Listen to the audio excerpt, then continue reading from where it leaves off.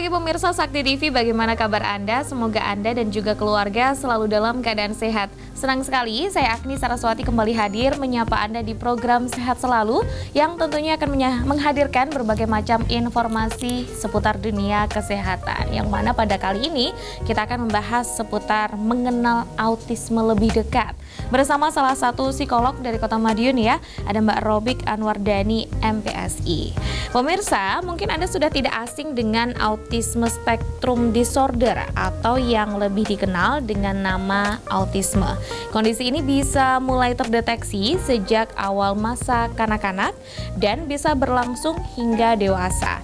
Umumnya, anak dengan autisme memiliki cara berkomunikasi, berinteraksi, berperilaku, dan belajar yang berbeda dari kebanyakan orang. Mereka seringkali tampak berada di dunianya sendiri. Untuk itu, hari ini kita akan mengenal autisme lebih dekat, lebih jauh bersama narasumber kita yaitu Mbak Robi yang sudah hadir di studio Sakti TV pada pagi hari ini. Selamat pagi Mbak Robi. Selamat pagi Mbak Agni. Gimana kabarnya Mbak Robi? Alhamdulillah baik. Alhamdulillah baik. Nah ini kalau ngomongin sama psikolog nih emang pas kalau kita membahas mungkin autisme gitu ya Mbak ya, karena autisme ini kita tahu bahwa autisme itu anak-anak dengan kebutuhan luar biasa itu kan ada banyak sekali kategorinya ya Mbak ya. Betul banget. Dan mungkin salah satunya adalah autisme gitu ya. Iya, mungkin kurang lebih seperti itu pemirsa, tapi secara lebih mendetail mungkin Mbak Robik bisa menjelaskan autisme itu sebenarnya apa sih kalau di dunia kesehatan atau mungkin di dunia psikologis betul, gitu. Betul. Di dunia kesehatan, di dunia medis pun sih autisme seringkali dibahas ya, karena profesional untuk gangguan ini itu nggak hanya psikolog anak tapi juga dokter dan juga ahli saraf pendengaran juga, THT juga gitu. Jadi untuk pemeriksaannya iya benar sekali gitu. Jadi kalau tadi pengantarnya Mbak Agni mengatakan bahwa autisme itu adalah anak-anak yang mengalami perbedaan dalam berperilaku, berkomunikasi dan juga berinteraksi sosial. Nah itu benar banget. Tapi sebenarnya yang perlu kita garis bawahi adalah autism ini memang suatu gangguan gitu. Jadi memang sudah ada di dalam pedoman diagnosis bahwa autism itu adalah suatu gangguan neurodevelopmental. Jadi gangguan perkembangan. Gangguan perkembangan yang pervasif. Nah pervasif ini gimana maksudnya? Gangguan perkembangan yang nanti long lasting gitu, semacam itu. Iya benar. Benar. Sembuh secara seketika. Betul. Gitu ya. Nah, gangguan perkembangan atau neurodevelopmental disorder ini nggak cuma autism aja seperti yang Mbak Agni bilang tadi. Jadi ada banyak, ada ADHD, ada IDD, intellectual developmental disability, kemudian ada ASD itu lagi, ada communication disorder. Jadi banyak sekali spektrumnya gitu. Ada banyak kategorinya gitu kan. Betul, jenis-jenisnya lah betul. istilahnya. Nah, salah satunya ini autism spectrum disorder kayak gitu. Autism spectrum disorder. Iya. Kalau kita bilangnya seperti tadi yang di awal ya, bahwa dia memiliki dunianya sendiri gitu ya. Benar. Dunianya sendiri mungkin boleh digambarin nggak sih Mbak? Sebenarnya dunia sendiri itu yang seperti apa sih kalau dari sudut pandang anak yang autism ya. Nah, gini sebenarnya kalau misalnya autism spectrum disorder itu kan aktif dengan asik dengan dunia sendiri. Kadang-kadang terjadi salah kaprah nih Mbak Agni. Maksudnya Jadi salah kaprahnya adalah salah kaprah pengertiannya adalah gini. Ada banyak teman-teman di masyarakat yang menggunakan kata autis nggak pada tempatnya gitu. Jadi misal kita asik banget sama HP nih, terus dipanggil kan nggak nyaut gitu ya. Iya, nah terus habis itu dasar anak autis, padahal enggak kayak gitu loh. Nah kan ini yang perlu kita luruskan gitu, bahwa autism spectrum disorder kalau misalnya kita lihat dari sudut pandang psikologis adalah gangguan perkembangan yang itu ditandai dengan ada 3 gitu. Jadi ada 3 hal gitu ya. 3 hal yang mencirikan bahwa anak-anak ini mengalami autism spectrum disorder gitu. Atau kalau misalnya autism ini kan ada yang dewasa juga, ada yang usianya 22 tahun masih autis gitu juga ada juga kayak gitu. Karena kan memang ini adalah neurodevelopmental ini, gangguan perkembangan gitu. Nah 3 hal ini apa sih? Yang pertama adalah interaksi sosial gitu. Nah orang-orang yang mengalami ASD atau autism spectrum disorder ini mengalami keterlambatan di bagian interaksi sosialnya. Jadi kalau misalnya kita kan tiktokan nih ya, jadi Mbak Agni tanya, terus habis itu saya jawab, kemudian saya mencoba menjelaskan semacam itu. Nah, anak dengan autism spectrum disorder ini akan kesulitan ketika mereka membangun komunikasi 2 arah gitu. Jadi dalam berinteraksi itu mereka ya kadang-kadang akan menjadi kesulitan gitu dan tidak tahu harus membicarakan apa semacam itu. Dalam berinteraksinya susah, interaksi sosial. Mungkin kayak misalnya mungkin pas kita tanya ke anak yang memiliki autism gitu ya, mereka bingung mau jawab apa, atau mungkin dia menjawab dengan bahasa yang lainnya, penjelasan yang lainnya asik gitu dengan dunianya sendiri itu gitu. Kemudian yang kedua adalah komunikasi sosial gitu komunikasi ya. sosial. Nah, kunci dalam berinteraksi adalah komunikasi ya kan. Masih ada hubungan ya. Betul gitu. Jadi ketika seseorang mengalami interaksinya sulit, nah komunikasinya gimana nih? Perlu dicek juga. Nah, anak-anak dengan autism spectrum disorder biasanya komunikasinya ini juga terhambat. Ada beberapa anak autis yang mereka itu secara verbal ada yang bisa gitu, tapi ada juga yang nggak bisa. Dan kadang-kadang mengeluarkan bahasa planet. Iya kan? Mungkin kalau pernah nemu mungkin ya pemirsa ya bahasa lain itu tadi. Bahasa lain, betul. Jadi ada yang menggunakan bahasa planet yang kadang-kadang kita sendiri pun nggak tahu gitu. Ini maksudnya apa sih gitu. Menggunakan bahasa planet. Kemudian yang ketiga, ciri yang ketiga adalah ada perilaku berulang terbatas gitu. Contohnya? Jadi perilaku stereotip. Jadi beberapa sih yang sering kali muncul di anak-anak autis itu adalah flapping, hand flapping. Jadi kadang-kadang tangannya begini kayak gitu. Kemudian ada body rocking. Jadi ada yang body rocking. Oh, yang kayak gini-gini. Ada yang mengayun-ngayunkan itu secara perilaku, tapi ada juga yang stereotip atau perilaku berulang terbatas itu dengan kata-kata, mengucapkan kata-kata yang sering kali diulang-ulang semacam itu gitu. Jadi ada hand flapping, body rocking, terus kadang-kadang ada kepalanya suka dibentur-benturkan semacam itu. Iya sih, mungkin kalau pemirsa nggak asing, ada mungkin beberapa film yang mengangkat isu-isu autism gitu. Bener. Ya. Itu mungkin ternyata dari situ kita juga bisa belajar bahwa ini loh tanda-tanda anak-anak autism tuh dari kayak gini gitu. Nah, tapi kalau tadi kan kita sempat dibahas di awal ya Mbak, kalau ASD ini adalah Autism Spectrum Disorder. Tadi juga ada penjelasan tentang ADHD gitu ya. ADHD ini kan kalau sepengetahuan saya sering dengar gitu ya, katanya itu adalah anak-anak atau mungkin orang yang kadang tuh susah fokus dan terlalu hiperaktif gitu. Nah, sebenarnya perbedaannya autism dengan ADHD ini itu apa sih? Iya, kadang-kadang memang sering disamakan sih. Jadi karena mungkin ciri khasnya sama gitu. Karena wujud perilakunya, bentuk perilaku yang kadang-kadang diungkapkan. Kemarin saya dapat salah satu klien itu didiagnosis sama gurunya di sekolah itu, ini anaknya kok jangan-jangan ADHD karena nggak bisa diem gitu. Nah, nggak bisa diemnya itu apakah karena nggak bisa fokus atau nggak bisa diemnya karena nggak bisa komunikasi? Itu yang harus kita cari tahu. Kalau misalnya nggak bisa diemnya itu karena nggak bisa fokus, berarti kita indikasi ADHD nih. Tapi nggak bisa diemnya ini karena nggak bisa berkomunikasi, nggak bisa mengungkapkan kepinginku apa sih gitu kan. Ya otomatis kan dia muter aja nih di kelas semacam itu. Nah, kemungkinan berarti kalau misalnya nggak bisa diemnya karena nggak bisa berkomunikasi, nggak mau mengungkapkan, nggak bisa mengungkapkan apa yang menjadi keinginannya, berarti kan mengarahnya ke sana semacam itu. Itu sih yang paling gampang ya. Yang paling gampang untuk kita bisa membedakan apa sih bedanya ADHD sama autis kayak gitu. Nah, kalau itu secara kita memperhatikan anak berarti. Benar. Ya, anak ini susah berkomunikasinya kah atau memang dia tidak bisa fokus gitu. Nah, kalau misalkan kasusnya misalnya kayak gini, kayak tadi contoh kliennya Mbak Robik, setelah mungkin datang ke Mbak Robik ternyata apakah benar itu ADHD atau justru mengarah ke autism? Mengarahnya ke autism gitu, karena kita coba lihat loh. Sebenarnya ketika dia mengerjakan tugas, kalau misalnya dia paham, dia bisa fokus kok gitu. Dia bisa fokus kok gitu. Jadi cara ngetesnya adalah memang ada beberapa asesmen gitu ya, beberapa asesmen semacam itu ya. Nah, tapi yang paling gampang kita melakukan informal assessment. Coba sih kita lihat ketika dia melakukan tugas dan ketika tugas itu paham, gampang gitu loh. Nah, tugas itu gampang, loh, anaknya bisa fokus. Berarti kan ketika dia tidak bisa diam itu kan bukan karena dia kesulitan untuk fokus, memfokuskan harus menyelesaikan tugas, enggak, tetapi kan dia nggak bisa menyampaikan. Gitu. Nggak bisa nih ngerjain ini gitu mungkin ya. Gitu. Dia nggak tahu harus ngapain dan kadang-kadang biasanya anak autis itu hipersensitif kan gitu. Nah, hypersensitif terhadap suara semacam itu. Nah, ketika ada suara di sekolah yang mungkin rame, nah dia kan terus akhirnya ke-trigger dan bingung kan semacam itu. Itu mungkin dari sini cukup ya informasi seputar ADHD dan juga autism ini perbedaannya seperti apa, udah cukup mendetail dan emang udah dikasih gambaran juga nih dari Mbak Robik kalau misalkan untuk mendeteksi, maksudnya mendeteksi awal mungkin ya Mbak ya adalah dengan melakukan assessment sendiri mungkin di rumah. Jika memberikan soal yang dia mudah mengerti gitu ya, berarti dia bisa ngerjain mungkin bukan mengarah ke ADHD gitu. Tapi kalau dia yang lainnya mungkin ya bisa jadi mengarah ke ADHD. Ada banyak faktor lah, dan nanti akan kita bahas lebih lanjut seperti apa pembahasan seputar autisme ini ya bersama Mbak Robik tentu saja. Jadi untuk pemirsa yang ada di rumah, jangan kemana-mana, tetaplah bersama kami di Sehat Selalu.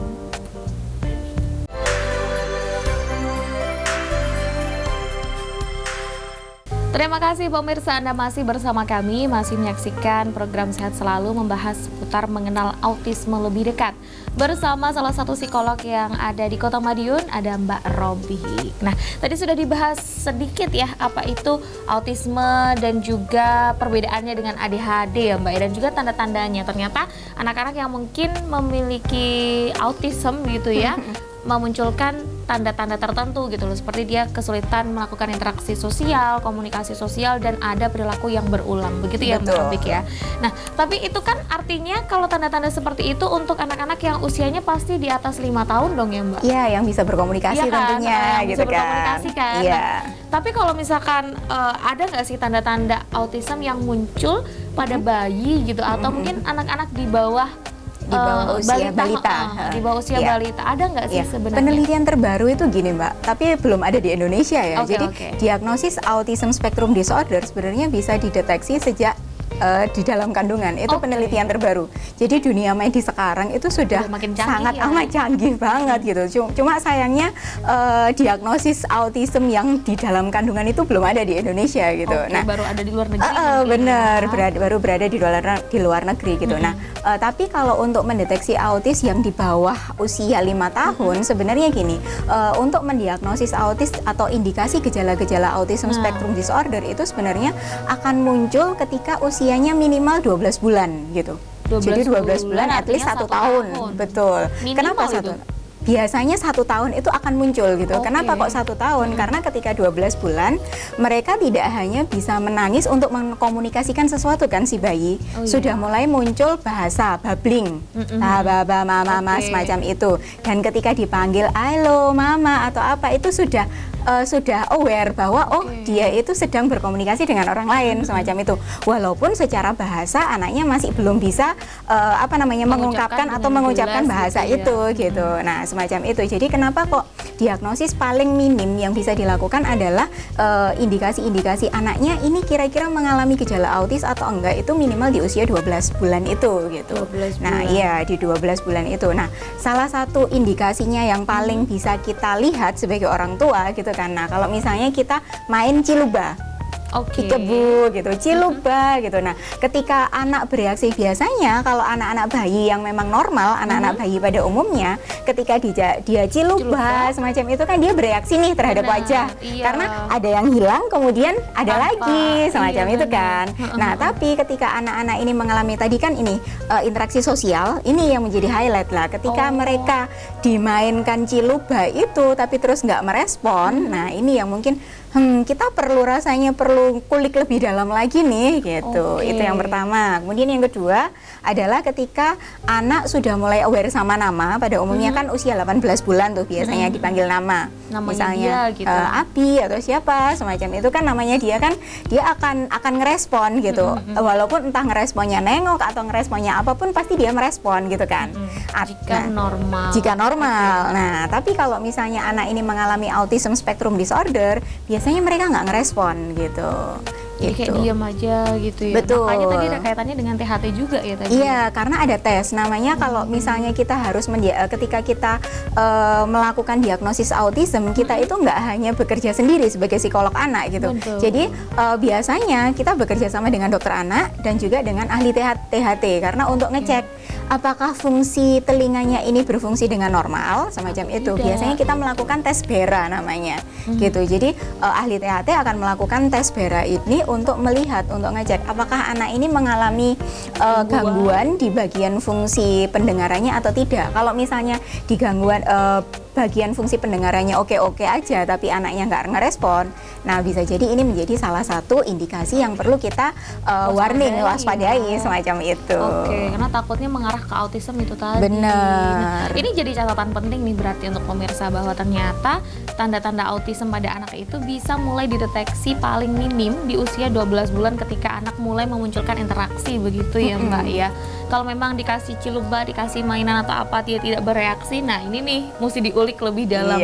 Gitu, entah mungkin mendatangkan psikolog atau apa kayak gitu bisa ya Mbak? Biasanya ke dokter anak dulu. Biasanya ke dokter anak dulu. Ke dokter anak dulu untuk melakukan pemeriksaan lebih lanjut lah. Benar, Dan ini harusnya menjadi motivasi untuk orang tua juga dong untuk meningkatkan kesadarannya kepada anak kan ya.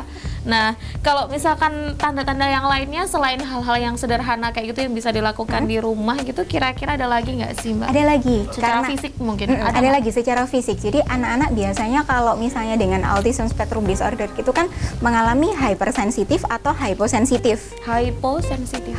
Jadi hypersensitif atau hipersensitif atau hiposensitif. Hiposensitif dan jadi kalau hypersensitif itu kan ketika disentuh sedikit aja reaksinya sudah wow gitu. Tapi kalau hipo misalnya kena benda panas atau apa dia nggak nangis gitu semacam itu. Nah bisa terjadi itu salah satunya gitu. Jadi kadang-kadang ada yang hypersensitif, kadang-kadang ya ada yang hyposensitif gitu. Nah anak-anak yang biasanya hypersensitif itu kan ketika dia mendapatkan stimulus yang sedikit aja tapi sudah overreaction. Nah salah satunya adalah biasanya anak-anak yang semacam ini itu nggak suka dipeluk, nggak suka digendong. Nggak suka disentuh, nggak suka disentuh orang lain. Iya, nggak suka disentuh. Nah, kemarin itu saya sempat dapat cerita lucu itu gini. Ada salah satu orang tua yang sangat amat bahagia karena anaknya sama sekali nggak mau digendong kalau tidur gitu. Lah sebenarnya kan ini menjadi anakku loh kalau misalnya dia tidur atau pintar nggak perlu digendong, pintar nggak perlu digendong loh gitu. Tapi ternyata ketika dia dipanggil namanya nggak merespon, terus habis itu ketika dia diajak main yang ada interaksi dengan dua orang dia juga responnya minim semacam itu. Nah ini yang sebenarnya justru menjadi iya gitu. Tapi ada juga anak yang hiposensitif gitu. Nah hiposensitif ini yang bagaimana anak yang misalnya kena stimulus, ada yang jatuh dari ayunan nggak nangis sama sekali, diem aja gitu. Ada kemarin saya dapat anak itu ini kena knalpot di sininya, di mana bagian kaki, di bagian kakinya itu kena knalpot berdarah-darah, tapi ya dia biasa aja tuh gitu. Karena ya itu tadi mungkin ya kembali lagi maksudnya jadi keinget bahwa tadi yang disampaikan Mbak Robik bahwa tanda anak mengalami autism itu adalah salah satunya tidak bisa berkomunikasi secara sosial gitu ya. Dia mungkin nggak bisa mengungkapkan perasaannya dia gitu nggak sih Mbak? Dan secara fisik dia hiposensitif juga gitu. Jadi dia udah nggak ngerti gitu jadinya. Dia nggak nangis juga dan dia tidak merasakan sakit juga semacam itu. Itu secara fisik ada dua kategori juga nih jadinya kan. Hiposensitif, hypersensitif. Ada juga mereka yang kadang-kadang reaktif terhadap suatu zat makanan tertentu gitu. Reaktif. Jadi beberapa anak yang mengalami gangguan autism spectrum disorder ketika dia mendapatkan asupan gula apapun itu gitu, walaupun gulanya non alami ya. Jadi gula-gula buatan semacam itu mereka akan sangat amat menjadi hiperaktif gitu. Makanya kadang-kadang terus akhirnya double. Ini kadang-kadang ini ADHD apa autis gitu. Makanya banyak kalau mungkin pemirsa juga nggak asing ya dengan istilah-istilah kayak gini, mungkin Mbak Robik juga. Anak yang banyak gerak kebanyakan gula tuh. Iya, benar. Ada tuh ya Mbak ya. Memang. Jadi dalam salah satu penyebabnya nutrisinya mungkin gitu. Dan nanti bisa menjadi salah satu program intervensi juga semacam itu ketika hal itu terjadi. Nah, tapi kalau itu kan dari tanda-tanda nih ya Mbak. Dan tadi kan juga Mbak Robik bahkan sempat menjelaskan kalau di dunia medis itu, terutama di luar negeri ya, belum masuk di Indonesia, tanda-tanda anak autism itu sudah bisa dideteksi ketika dalam kandungan gitu kan. Tapi kita masih belum tahu nih Mbak, sebenarnya penyebab anak kok bisa sampai autism itu apa sih? Karena pasti orang tua menjaga anak sedemikian rupa, ibunya terutama di bawah 9 bulan. Nah, Tapi kita juga perlu tahu kok tiba-tiba anaknya mengalami autism, Iya, itu apa penyebabnya? Benar banget. Kalau misalnya kita lihat secara teoritis dulu nih ya, secara teoritis logikanya dulu. kita aja deh Ya. yang gampangnya gitu. Ya, secara teoritis dulu sebenarnya penyebab autis itu multifaktorial. Banyak berarti? Bener, banyak. Dan Oke. kadang-kadang terus akhirnya salah satu atau salah dua bisa menjadi suatu penyebab gitu. Nah, kalau nyambung dari pengantarnya Mbak Agni tadi bahwa di luar negeri lo sudah bisa dideteksi. Nah, gimana nih? Gimana kok bisa Padahal masih di kandungan. kok bisa tenaga medis luar negeri kok sudah bisa mendiagnosis Deteksi bahwa itu. anak ini mendeteksi bahwa anak ini mengalami autism. Itu kenapa? Nah, salah satu penyebabnya adalah neuroanatomi gitu. Neuroanatomi berarti berkaitan dengan Otak. saraf yang ada di otak gitu. Nah, kalau misalnya kita lihat di sana secara medis kan USG itu kan sekarang sudah sangat amat canggih ya, 5 dimensi, dan mungkin di luar negeri sudah nggak cuma 5 dimensi doang semacam itu. Jadi sudah bisa melihat bagaimana ini sistem sarafnya, neuroanatominya semacam itu. otak-otaknya lah Iya. istilahnya. Nah, anak-anak dengan yang mengalami autism spectrum disorder ini biasanya mereka disebabkan karena ada lobus temporalnya mengalami kelemahan atau lesi, istilahnya itu kalau istilah medisnya mungkin lesi kali ya gitu. Jadi mengalami kelemahan yang sebenarnya mereka itu bisa berkembang besar tapi mengalami agak kekerdilan semacam itu gitu. Jadi karena faktor neuroanatomi itu bisa gitu, bisa untuk menjadi mengecek penyebab. dari situ gitu. Betul. Ya. Itu kalau misalkan dari bayi nih. Dari bayi gitu. Dan tapi kan itu masih belum tahu nih penyebabnya apa gitu kan. Iya, benar. Penyebabnya apa biasanya? Kebanyakan ya karena Usia kandungan sih. Maksudnya ini sih, kandungan. Jadi pada waktu riwayat kandungannya ketika mengandung, ada salah satu cerita juga ini karena cukup banyak sih teman-teman atau klien-klien yang mengalami ini. Jadi ada salah satu cerita yang salah satu orang tua biasanya kalau kita makan ikan ketika hamil kayak akan omega 3 kan? Bener. Boleh kan? Harusnya Boleh. gitu kan. Ternyata? Nah, tapi ketika ikannya itu mengandung timbal, mengandung timah, nggak bersih, itu cara memasaknya nggak bagus. Nah, semacam itu juga bisa menjadi penyebab juga gitu. Jadi ada keracunan makanan, semacam itu juga bisa menjadi salah satu penyebabnya. Jadi walaupun gini sih, ketika tadi Mbak Agni mengatakan bahwa kita kan ketika kita mau punya anak itu kan kita otomatis pasti akan Menjaga full sebaik care mungkin. banget, menjaga dengan full of care banget semacam itu kan. Betul. Tapi ketika makan ikan boleh kok, banyak, bagus, omega 3-nya tinggi gitu. Tapi gimana ikan itu didapat, terus habis itu dari mana semacam itu juga menjadi salah satu penyebab juga sih gitu. Oke, karena banyak ya ternyata. Tapi nggak ada yang secara genetik kan, Mbak? Ada juga, Ada juga ya? genetik. Oke, nanti mungkin lebih lanjut akan kita bahas di segmen berikutnya, pemirsa ya. Oke. Karena ternyata ya karena banyak penyebabnya, jadi ya banyak juga nanti Iya, penjelasannya. masih ada banyak sih. Oke, jadi ditahan dulu pertanyaannya, dan untuk pemirsa yang ada di rumah jangan kemana-mana, tetaplah bersama kami di Sehat Selalu.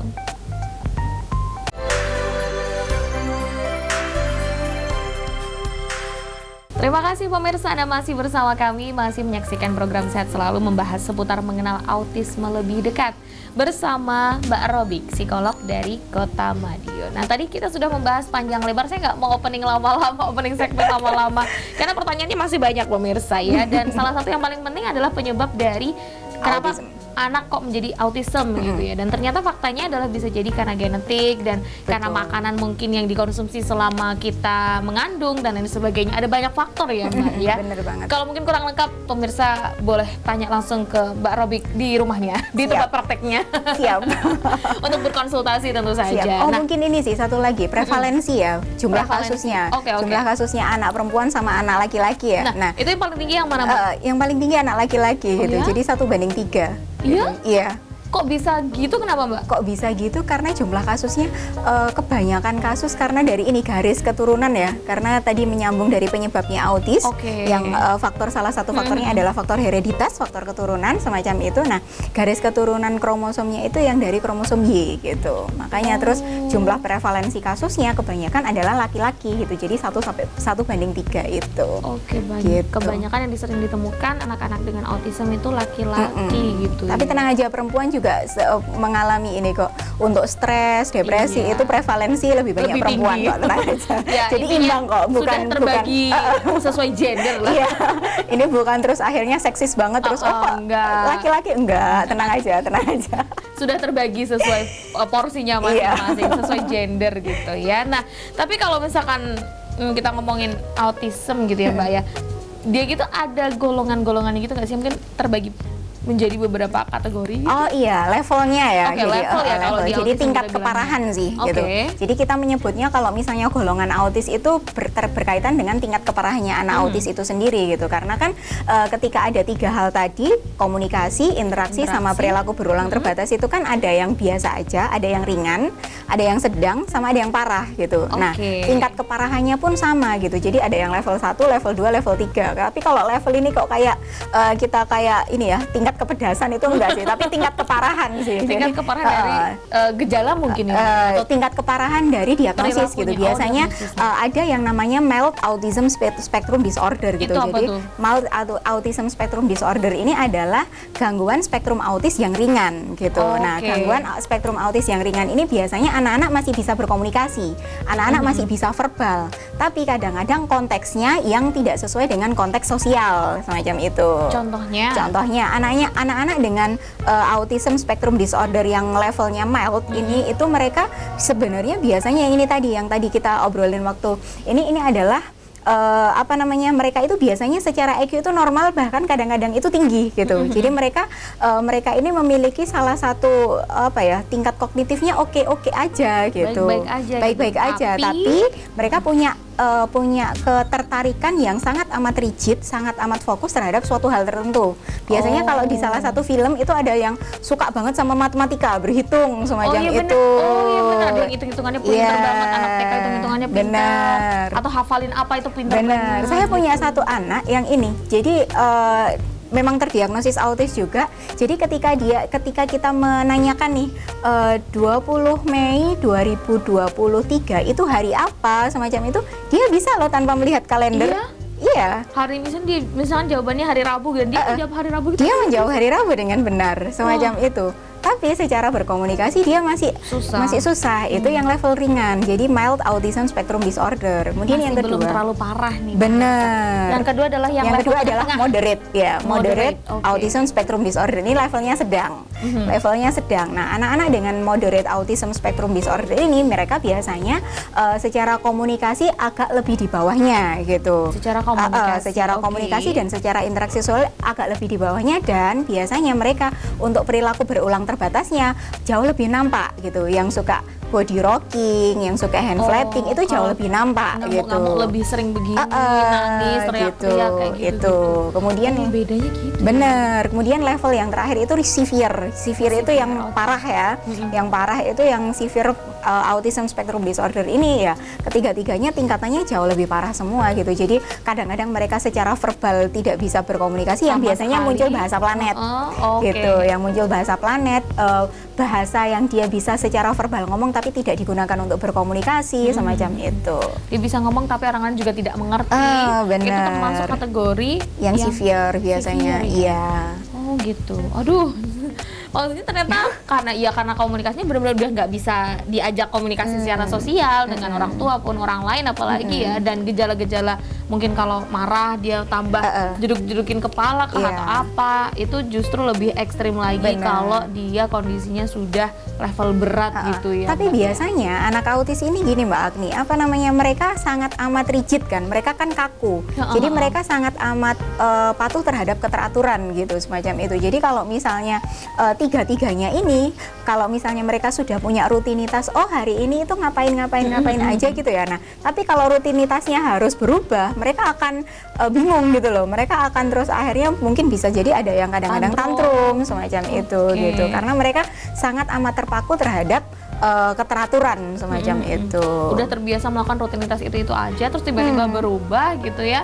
Dia pasti bingung, kaget, dan ini mesti gimana lagi, kembali lagi ke ciri-ciri tanda-tanda awal tadi ya, Mbak, ya. Karena memang sering banget kok sebenarnya kalau nonton film-film film-film yang ada kaitannya dengan autisme gitu ya. Ada mungkin anak-anak mengidap autisme gitu, hafalannya cepat sekali. Kemudian kayak gelas nih miring nih gini, nggak boleh. Harus lurus sesuai perspektifnya dia. Benar. Gitu. Nah, itu termasuk sampai Gordon ya. Gordon itu harus dihitung helainya dan dihitung persentinya semacam itu. Itu ada kok. Separah itu. Nah, kalau orangnya kayak gitu, anak-anak autisme yang kayak gitu, itu termasuk kategori Kalau tergantung, jadi dilihatnya harus tiga-tiganya dulu. Kalau itu kan stereotip ya, jadi kan itu kan perilaku berulang terbatasnya aja kan yang dilihat ya. Nah tapi kan gimana interaksinya, gimana komunikasinya gitu. Ada anak-anak yang suka banget sama benda berputar gitu. Itu juga. Jadi ketika main mobil-mobilan kan biasanya gini nih, mobil-mobilan. Nah ini enggak dibalik, kemudian diputar ininya, rodanya. Jadi yang dimainkan adalah rodanya, kayak gitu. Itu juga. Iya itu ya, termasuk kategori perilaku berulang ya, terbatasnya. Tadi iya benar. Perilaku berulang terbatas. Tapi selama mungkin interaksi sosial dan komunikasinya baik, itu mungkin bisa masuk kategori antara ringan sampai sedang semacam itu. Karena kan ada alat diagnosisnya juga kan, gitu. Kecuali kalau sudah komunikasinya susah, bisa jadi berat juga nih, gitu. Nah, ini sudah lumayan padat nih materinya ya Mbak ya. Nah, tapi kalau misalkan kayak tadi kembali lagi ke segmen sebelumnya. Tadi kan ada deteksi dini kan, ke anak-anak terutama minimal umur 12 bulan tadi ya. Apakah itu menjadi salah satu cara untuk orang tua melakukan deteksi kepada anak yang ada di rumah? Mungkin saat ini pemirsa punya balita juga nih di bawah 5 tahun gitu. Ada nggak sih mungkin tips-tips lain yang bisa dilakukan untuk orang tua untuk mendeteksi autism atau tidak? Nah, sebenarnya ada sih. Jadi kan karena kita kan teknologi sudah sangat amat ini ya, sudah sangat amat bagus banget gitu. Nah, cuma ya harus kita ambil dari sumber yang terpercaya juga gitu ya. Jadi gimana nih kita kalau misalnya sebagai para bunda, orang tua yang memiliki anak balita, terus kalau misalnya melihat indikasi-indikasi anaknya perilakunya bagaimana semacam itu. Nah, ada sih jadi diagnosisnya, tapi mau nggak diagnosis, bukan diagnosis ya, tapi deteksi dini gitu. Deteksi dini perilaku-perilaku terkait dengan autism spectrum disorder. Tapi kembali lagi diagnosis hanya bisa dikeluarkan oleh profesional gitu sih. Jadi tapi paling tidak orang tua aware. Ternyata ketika perilakunya ini semacam ini itu termasuk salah satu indikasi atau tidak gitu. Nah, ketika ada salah satu atau salah dua indikasi yang muncul di anak, nah ini adalah saatnya orang tua untuk mencoba mengkonsultasikan dengan profesional, ke dokter anak, ke psikolog semacam itu, atau nanti kalau misalnya ini dengan intervensinya ke terapis juga gitu. Karena ya banyak pihak yang dilibatkan ya. Benar. Urusannya sama anak soalnya gitu kan. Intinya ya bagaimana orang tua aware mulai dari kandungan sampai anak akhirnya ceprot itu harus benar-benar diperhatikan ya Mbak. Iya benar banget. Karena ya pasti namanya orang tua pengen yang terbaik untuk anak. Kita pun juga orang tua ya pengennya memberikan yang terbaik juga untuk anak. Jadi sebagaimana mestinya ya diperhatikan juga nih tumbuh kembangnya seperti apa. Gitu ya Mbak ya. Benar sekali. Nanti akan kita lanjutkan lagi di segmen berikutnya pemirsa. Jadi jangan kemana-mana, tetaplah bersama kami di Sehat Selalu.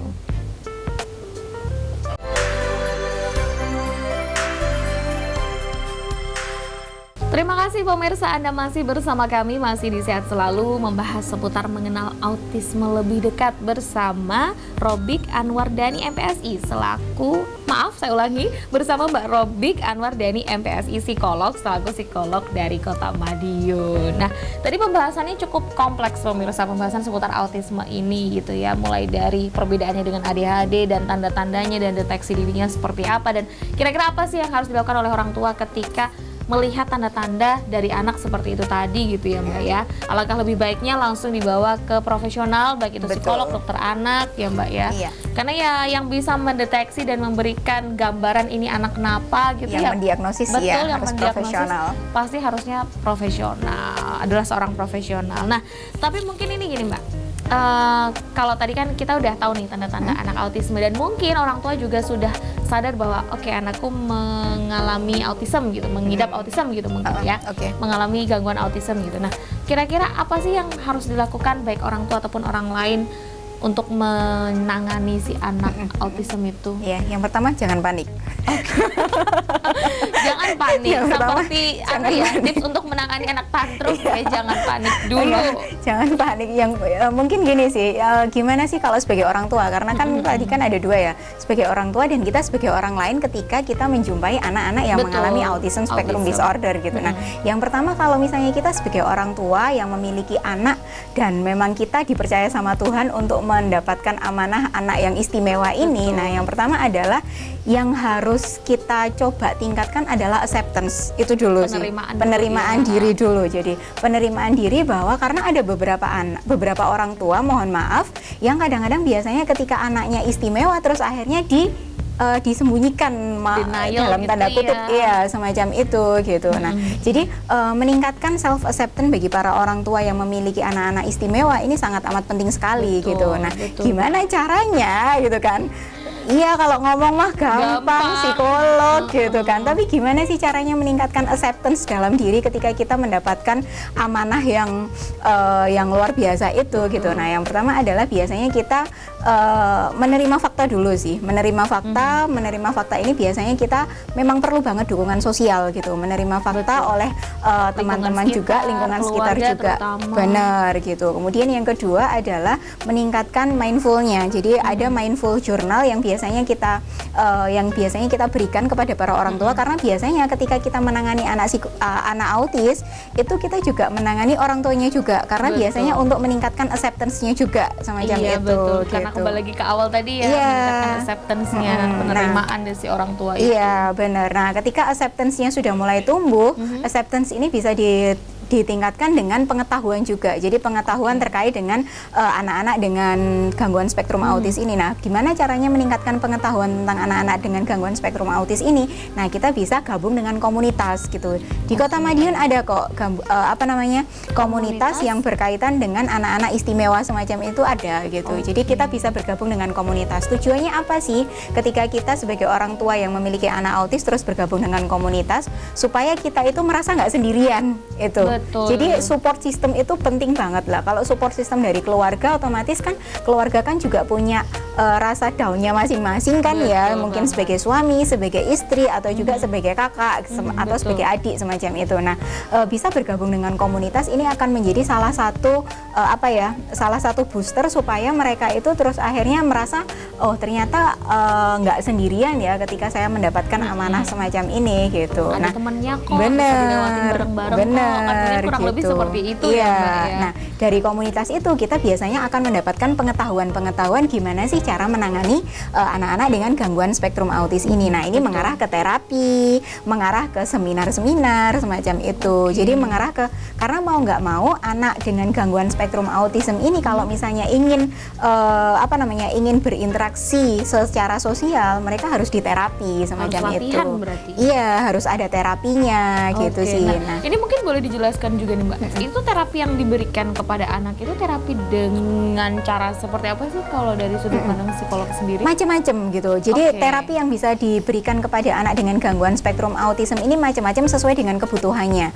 Misal kalau misalnya yang paling perilaku yang paling menonjol, yang paling mengganggu adalah perilaku berulang terbatasnya. Betul. Nah, apalagi otomatis apalagi kalau sudah menyakiti diri sendiri atau orang lain kan, Mbak. Benar. Nah, otomatis yang semacam itu berarti terapi apa yang diberikan? Kita bisa kasih terapi sensori integrasi dulu supaya sensorinya bisa kerilis gitu loh, secara sensorinya. Gitu. Iya, supaya bisa tersalurkan. Ada beberapa anak yang terus akhirnya ketika sensorinya ini tidak terstimulasi dengan bagus, mereka terus kan akhirnya mengalami hambatan, kemudian memunculkan perilaku berulang terbatas itu. Itu kita bisa kasih terapi sensori integrasi. Kita juga bisa kasih terapi okupasi juga semacam itu. Nah, tapi gimana dengan kalau misalnya yang lebih menonjol yang mengalami kesulitan atau hambatannya itu adalah di bagian komunikasi atau interaksi semacam itu. Nah, terapi yang bisa diberikan adalah terapi ABA, Applied Behavior Analysis gitu. Itu jadi kayak gimana tuh? Applied Behavior Analysis ini yang pertama adalah terapi perilaku sih. Jadi dasarnya ini adalah terapi perilaku yang bisa diberikan untuk anak-anak supaya mereka bisa patuh dan bisa berkomunikasi gitu.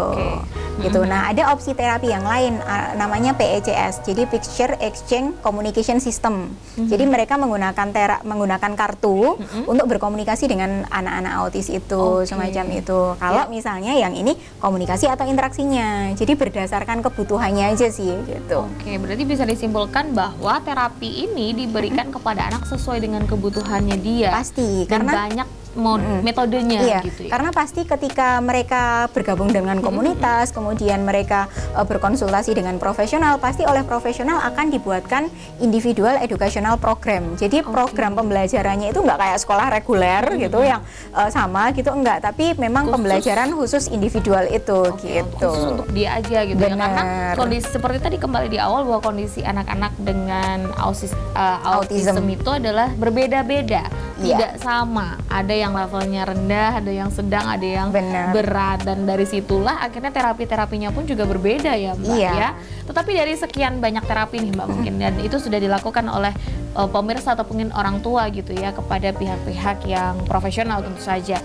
Seberapa besar sih kemungkinan anak-anak mereka itu kembali membaik begitu, atau mungkin bisa dikatakan normal gitu? Kalau kembali membaik atau bisa dikatakan normal, mungkin kalau dikatakan normal mungkin ini ya, pasti ada aja indikasi yang muncul semacam itu. Karena yang namanya itu tadi, kembali lagi di bagian awal, bahwa autism spectrum disorder adalah sebuah neurodevelopmental disorder gitu ya, sebuah gangguan yang itu sifatnya neurodevelopmental, gangguan perkembangan semacam itu. Jadi kalau ditanya, kalau misalnya sudah mengikuti terapi, terus seberapa besar chance-nya atau kesempatannya untuk bisa membaik atau seperti berperilaku seperti pada anak-anak pada umumnya adalah jika terapi itu diberikan secara intensif. Jadi terapi itu karena selama seminggu, kalau normalnya ABA ya, selama seminggu itu biasanya 40 jam loh harus diberikan terapinya, dan itu wow banget kan selama gitu. Seminggu. Iya, itu kalau kita mengikuti kaidahnya ABA ya, Applied Behavior Analysis semacam itu gitu. Tapi kan 40 jam seminggu ini akan menjadi suatu hal yang sangat amat memberatkan juga, betul, gitu membebani kan. orang tua, apalagi anak juga gitu kan. Udah jadi anak dengan kondisi tertentu, terus kita juga orang tua yang harus mengerti kondisi tersebut, tapi kita juga harus bisa memberikan terapi yang positif kepada anak dan sesuai kebutuhannya tadi, dengan durasi yang tidak sebentar, pasti justru malah nambah beban gitu ya. Nggak gitu jadi sembuh, malah orang tuanya ikut pusing nanti. Iya, benar-benar. Mungkin ada yang mau ditambahin Mbak terkait dengan rasanya ini tadi? Mungkin ini sih yang perlu kita highlight adalah, kalau misalnya yang sering banget saya katakan kepada para orang tua adalah apalagi dengan anak-anak yang istimewa ya Mbak Agni ya. Jadi gini, hindari berfokus pada diagnosisnya, tapi gimana kita berfokus gimana menangani anaknya gitu. Supaya apa? Supaya mereka bisa adaptif gitu sih. Ya memang sih mungkin kalau misalnya kembali ke normal, apalagi dengan neurodevelopmental disorder, itu kan akan menjadi suatu hal yang ya bukan nggak mungkin, tapi akan menjadi suatu hal yang cukup berat semacam itu. Tapi ketika kita bisa fokus pada apa yang bisa kita lakukan dan mengurangi perilaku maladaptifnya, perilaku yang tidak bisa diadaptasi, dan meningkatkan dengan perilaku yang lebih adaptif, itu rasanya akan menjadi, walaupun ini langkah ini berat, tapi akan menjadi agak ringan kok kalau misalnya kita berfokusnya mengarah ke sana gitu. Bener banget, karena ya mau tidak mau ya kembali lagi penerimaan itu tadi. Ya, mau gimana? Iya. Alangkah lebih baiknya ketika sudah tahu seperti itu, ya sudah, baik dilakukan sebaik mungkin untuk menanganinya, gitu ya Mbak ya. Acceptance. Oke, baik. Pemirsa jangan kemana-mana, nanti akan kita bahas lebih lanjut seputar mengenal lebih dekat apa itu autisme ya. Jadi untuk pemirsa tetaplah bersama kami di Sehat Selalu.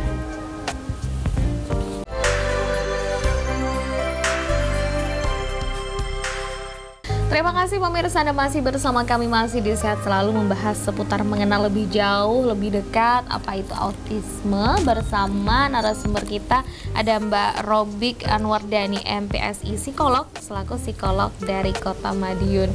Karena ini sudah di segmen terakhir ya pemirsa, mungkin ada 1, 2, 3 pertanyaan yang mau saya kasih lagi ke Mbak Robik, dan semoga bisa bermanfaat juga tentunya untuk pemirsa yang ada di rumah ya. Nah, tapi mungkin kalau misalkan kita berbicara seputar anak dengan autisme gitu ya Mbak ya, selain dengan dibawa ke dokter mungkin atau ke psikolog, kira-kira ada nggak sih terapi yang bisa dilakukan oleh orang tua di rumah? Bisa jadi kan karena keterbatasan waktu daripada wirawiri gitu kan, pengen dilakuin sendiri di rumah, kira-kira ada nggak sih? Sebenarnya ada sih gitu. Kenapa? Karena gini, sebenarnya terapi itu yang paling bagus diberikan kepada oleh significant others gitu loh. Jadi dibandingkan dengan bayar terapis, ya terapi yang paling bagus diberikan oleh significant others, anak itu sendiri gitu. Yang mana kalau misalnya significant others kan otomatis ayahnya, ibunya, atau mungkin saudaranya semacam itu. Ada sih salah satu mahasiswa saya kenapa ambil psikologi, karena dia punya adik yang adiknya itu adalah istimewa semacam itu. Jadi dia kepingin memberikan terapi kepada adiknya secara mandiri semacam itu. Jadi kalau misalnya ditanyain bisa nggak sih terapi di rumah, sebenarnya bisa banget, asalkan apa? Asalkan orang tuanya ini punya pedoman terapinya gitu loh, punya pedoman terapinya gitu. Jadi biasanya ketika saya, karena selain terhalang untuk wirawirinya, terus habis itu biasanya dana juga gitu kan, biasanya biaya juga semacam itu. Jadi terapi yang bisa diberikan individual. Jadi ada yang namanya tadi yang sempat kita singgung, ada individual educational program gitu semacam itu. Nah itu sudah berisi berkaitan dengan program apa aja sih yang perlu dilatihkan semacam itu, dan cara-caranya, ada tutorialnya semacam itu. Jadi setiap psikolog yang membuatkan individual educational program, mereka itu sudah ada perilaku apa sih yang nanti harus diterapikan, harus dilatihkan, terus habis itu gimana sih caranya semacam itu. Dan biasanya mereka akan melatihkan itu kepada orang tua supaya bisa dilakukan di rumah. Supaya apa? Supaya untuk ini tadi menambal yang tadi seminggu 40 jam itu tadi gitu. Karena kalau misalnya di rumah dilakukan itu kan, terus akhirnya kan apalagi orang tua, ayah dan ibu itu kan full 24 jam sama anak ya semacam itu. Kan bisa dilakukan. Iya gitu. Dan kembali lagi tapi Mbak Agni, bukan sewaktu-waktu dilakukan, tapi karena anak ini anak autis ya, jadi kan ini ya kaku ya, rigid ya, harus jadwalnya itu harus teratur juga gitu. Nah kalau tadi kan apa dengan individual apa tadi Mbak? Individual educational program, program pembelajaran individu. Program pembelajaran individu, artinya program pembelajaran individu ini nanti dapat panduannya dari psikolog begitu biasanya ya? Gitu. Nah mungkin maksudnya gini, daripada kita pergi ke psikolog bolak-balik, cukup di awal dan mungkin meminta program pembelajaran individu. Iya. Nah itu bisa berarti mungkin ya Mbak. Iya, jadi biasanya gini sih, kalau untuk memfasilitasi para orang tua yang biasanya memang mengalami keterbatasan jarak dan keterbatasan dana atau biaya, biasanya gini, ketika mereka kita melakukan diagnosis dan deteksi dini pada anak-anak yang mengalami gangguan spektrum autism ini, terus kita akan membuatkan sebenarnya apa aja sih yang perlu ditingkatkan gitu, apakah kognitifnya, apakah komunikasinya, apakah interaksinya, semacam itu. Nah, ketika ada hal-hal yang perlu ditingkatkan ini, terus akhirnya kita buatkan program pembelajaran individual itu, dan biasanya akan ada ini, setelah 3 bulan kita coba lagi screening, lihat semacam itu, apakah ada program lain lagi gitu. Progresnya gimana? Cukup membantu ya sebenarnya. Ibarat kata di awal ketika kita sudah sadar bahwa anak kita sepertinya autism begitu, kita bawa ke psikolog, dilakukan pemeriksaan, screening dan lain sebagainya, mungkin bisa request program pembelajaran individu itu tadi. Nanti mungkin sekali 2 kali mungkin datang, kemudian nanti bisa dari rumah terapinya, baru nanti jeda berapa bulan datang lagi untuk screening lagi begitu. Mungkin ya Mbak ya. Yang artinya akan menghemat jarak dan juga dana tentu saja. Ya melihat masyarakat mungkin ya Mbak, ya kan ada berbagai macam golongan kan, dan itu salah satu solusi yang menurut saya cukup bagus sebenarnya. Nah tapi karena ini sudah di segmen terakhir Mbak, kira-kira ada nggak sih tips atau saran mungkin untuk orang tua yang mana mungkin saat ini anak-anaknya memiliki gangguan autism atau kita bilangnya anak-anaknya istimewa, kira-kira ada? Iya, mungkin ini sih saran untuk teman-teman dan para orang tua yang memiliki anak-anak istimewa, ya kita memang perlu meningkatkan acceptance kita gitu. Jadi penerimaan diri kita, tapi yang pasti anak-anak yang namanya anak-anak istimewa ini mereka pasti punya keistimewaan gitu. Jadi ketika kita berfokus pada apa yang bisa kita lakukan kepada anak-anak kita akan menemukan keistimewaan itu. Bisa jadi semacam itu tadi yang saya menemukan bahwa anaknya walaupun secara komunikasi, secara interaksi mereka agak di bawah, tapi mereka bisa menemukan kemampuan yang lain, misalnya ahli matematika, kemudian ahli dalam fotografi dan kawan-kawannya semacam itu. Jadi tetap kita terima, tetap kita rawat supaya kita bisa membersamai anak-anak kita agar bisa berkembang secara optimal. Gitu. Itu udah mengena banget sih pastinya. Yang paling penting adalah penerimaan dulu dan bagaimana kita membantu anak-anak kita untuk mengembangkan dirinya pasti saja.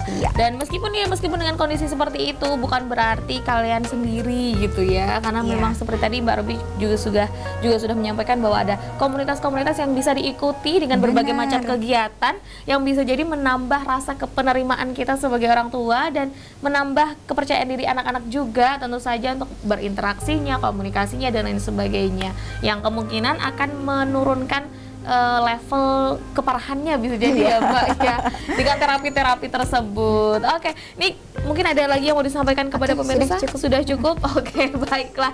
Karena sudah komplit banget pemirsa, dan nanti untuk pemirsa yang ada di rumah sekali lagi bahwa setiap anak istimewa ya Mbak ya.